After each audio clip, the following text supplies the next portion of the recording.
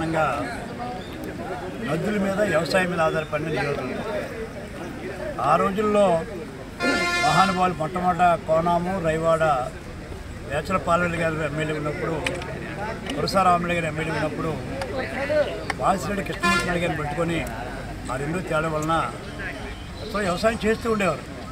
కానీ water resistance లేకుండా వ్యవసాయం చేసేవారు.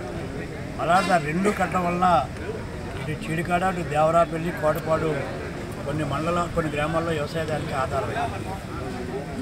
అదే రకంగా మహానుభావుడు రిఫ్లెక్షన్ గారు పెద్దేరు, తాచేరు, బుర్రిగడ్డ, ఇసుగడ్డ, ఇవన్నీ పాలగడ్డ, ఇవన్నీ ఆ మహానుభావుడు మంజూరు చేశారు.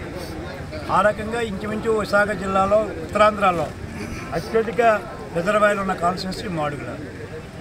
దురదృష్టం రైవాడ కొంత ఇబ్బంది వస్తుంది, డ్యామ్లో కొంత డ్యామేజ్ వస్తుంది.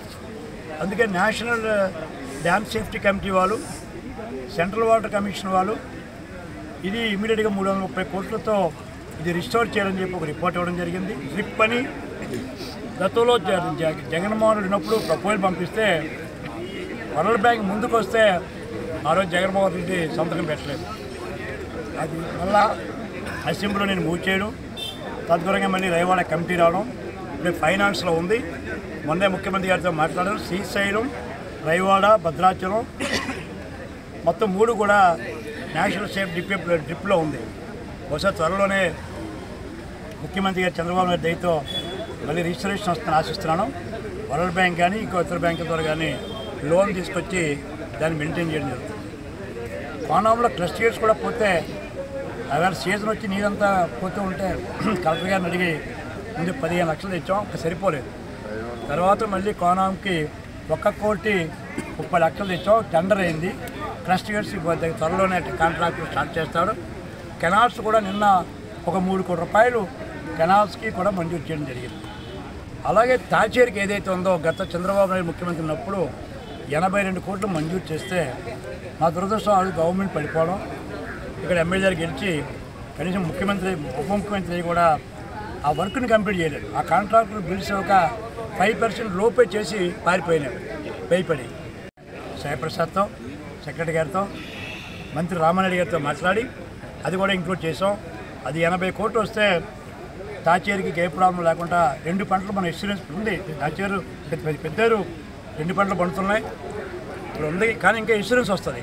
ఆ 80 కోట్లు ఇస్తే అప్లికేషన్ చేసుకుని కెనాల్ ఇంప్రూవ్ చేసుకుంటే పెద్దారు 82 కోట్లకు కూడా నేను ప్రయత్నం చేస్తాను. ఎన్టీఆర్ ప్రాజెక్ట్ ఏదైతే ఉందో ఒక కెనాల్ ఉంది.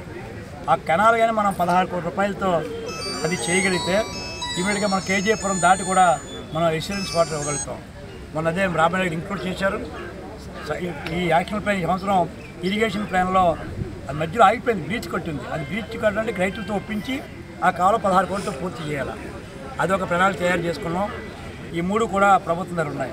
2 కోనాంలో హై లెవెల్ ఛానల్ అని ఒక ఛానల్ మధ్యలో ఆగిపోయింది. ఆ ఛానల్ కానీ మనం పూర్తి చేయగలిగితే చుక్కపల్లి, అర్జునగిరి, ఇంకా 3 గ్రామాలు ఉన్నాయి, చెట్టుపల్లి, ఈ అన్ని గ్రామాలకి మనం వాటర్ ఇవ్వగలుగుతాం. హై లెవెల్ ఛానల్ కొంత ఇరిగేషన్ ఆయకట్టు ఉంది, కాకపోతే కొంత ల్యాండ్ ఎక్వేషన్ చేయాలి. అది కూడా మొన్న రేపు సీఎం గారు మీటింగ్లో మాకు మీటింగ్ ఉంది ఒక్కొక్క కాన్స్టిట్యూన్సీ జిల్లా వైజు. దాంట్లో ప్రధానంగా ఇందాక తీర్మానం కూడా చేశాను.